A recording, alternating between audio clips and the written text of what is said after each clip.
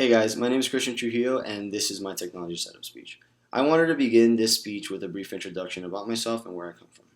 I was born and raised in Miami, Florida. I went to elementary school, middle school, and high school there. I attended Florida International University in Miami for my first year of college. After my first year of college, I decided that I wanted to move away, and Gainesville was my first option. Once I made this decision, I decided that I wanted to attend Santa Fe for a year and then hopefully transfer to the University of Florida, where I could finish my college career and hopefully get accepted into their School of Dentistry.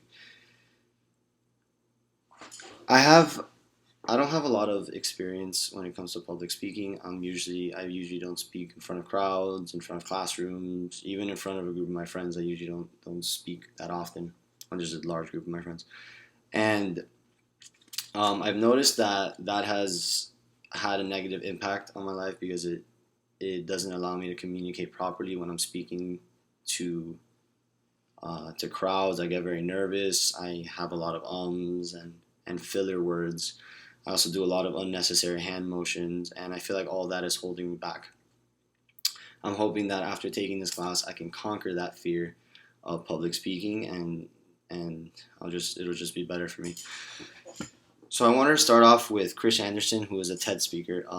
He did an interesting talk named "TED Secret to Great Public Speaking." So basically, what Chris Anderson says is that there is a misconception that everyone thinks that TED Talks have a formula to them.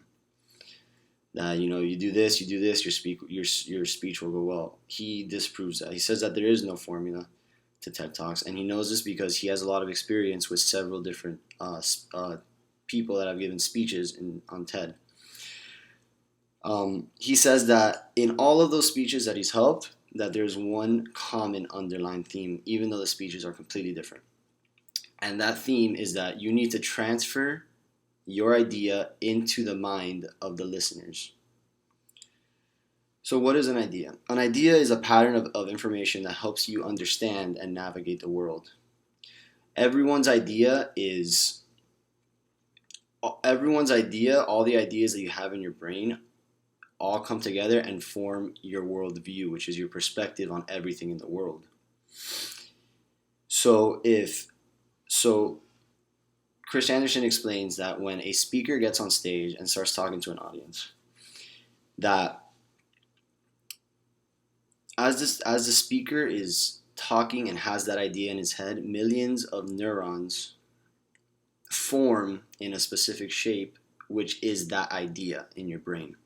And as you speak, you are causing that shape of neurons to form in all of your listeners' brains.